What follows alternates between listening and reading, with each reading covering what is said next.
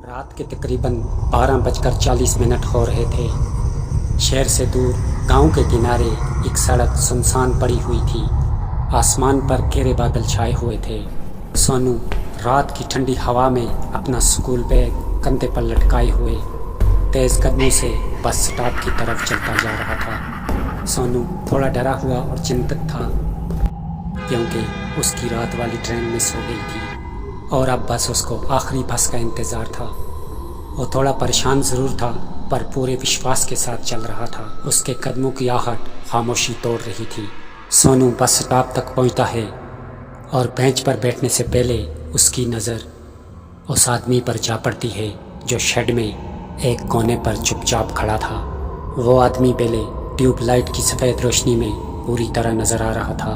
काले कपड़े पहने हुए सीधा खड़ा था। सोनू ने गौर से देखने की कोशिश की लेकिन उसका चेहरा धुंधला दिखाई दे रहा था।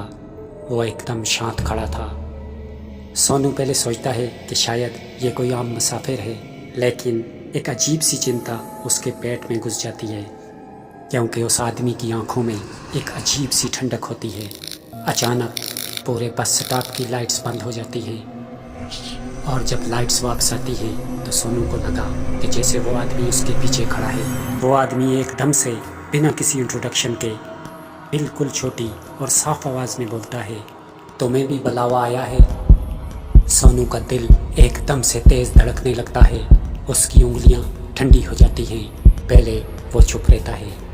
पूरा दिमाग पहले वो ये सोचने में लगाता है कि क्या ये कोई मजाक तो नहीं कर रहा है। सोनू हिम्मत करके पूछता है, तुम कौन हो? और वो आदमी रिस्पॉन्ड नहीं करता। वो आदमी धीरे धीरे बोलता है, एक ही लाइन बार बार, तुम्हें भी बुलावा आया है। वो रात को सबको बुलाती है और वो हाथ से अंधेरे गली की तरफ इशारा करता है। पहली बार सोनू को महसूस होता है कि उसे उस अंधेरी गली से कुछ आवाज़ सुनाई दी है। सोनू में घबराहट बढ़ रही होती है। वो अपने दिमाग में सोचता है कि मुझे ये सब कुछ छोड़कर भाग जाना चाहिए, लेकिन अचानक से उसके दिमाग में एक बात आती है कि उन लोगों के साथ क्या हुआ होगा जो ये बुलावा सुनकर मुझसे पहले यहाँ आए होंगे। सोनू जल्दी से अपनी फ़ोन निकालता है लेकिन नेटवर्क गायब होते हैं। सोनू ने अपने दिमाग में सोच लिया था कि अगर कुछ गलत हुआ तो उसको मदद नहीं मिलेगी।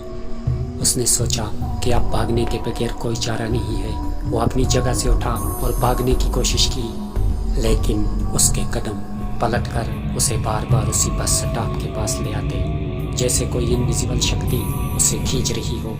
हर बार वो आदमी उसे वही मिलता, सेम पोजीशन, सेम एक्सप्रेशन। वो आदमी अब सोनू के बिल्कुल करीब आ जाता है और उसे बताता है कि आज की रात सिर्फ उन लोगों को बुलाते हैं जिन्हें पहले से उस अनजानी शक्ति ने चुना हुआ होता है। आज की रात तुम्हें यहाँ नहीं आना चाहिए था। सोनू के हाथ पांव कांपने लगते हैं। वो आदमी उसे कहता है कि अब तुम्हारी मर्जी नहीं चलेगी, अब तुम्हें किसी भी हालत में उस अंधेरी गली की तरफ जाना ही पड़ेगा। सोनू हालांकि डर से कांप रहा था, लेकिन वो एक अजीब सी ताकत से अपने पैरों को आगे बढ़ाता है। हर कदम उसके लिए मुश्किल था। उसे ऐसा लग रहा था कि जैसे उसके कदम भारी हो रहे हैं। वो अपने पैरों को घसीटते हुए आगे बढ़ रहा था। अंधेरी गली के बीच में सोनू रुक जाता है। अंधेरे के बीच में एक साया जैसी शक्ल उभरती है। लंबी गर्दन, आधा इंसान आधा कुछ और। उसकी आंखें लाल सी जल रही होती हैं। वो उसकी तरफ बढ़ता है। सोनू घबरा जाता है। उसकी आंखें भर आती हैं। जैसे ही वो साया सोनू के करीब आता है, उसे लगा कि अब उसका बचना नामुमकिन है। पूरी गली में एक जोरदार चीख। अगली सुबह लोगों को बस स्टॉप पर सोनू का बैग और मोबाइल मिलता है, पर सोनू कहीं नहीं होता। सीसीटीवी फुटेज में कुछ भी नज़र नहीं आता, सिर्फ सोनू का आखिरी फ्रेम जिसमें वो अंधेरी गली की तरफ बढ़ता हुआ नज़र आता है।